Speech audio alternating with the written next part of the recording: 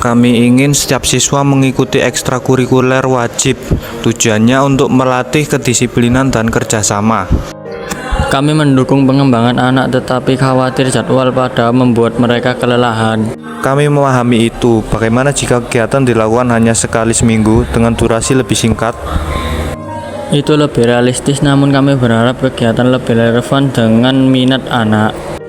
Dengan begitu anak-anak tetap disiplin tetapi juga bermotivasi karena minat mereka.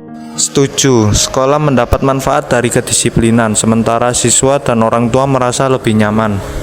Terima kasih atas kompromi ini, kami siap mendukung program sekolah dengan cara tersebut.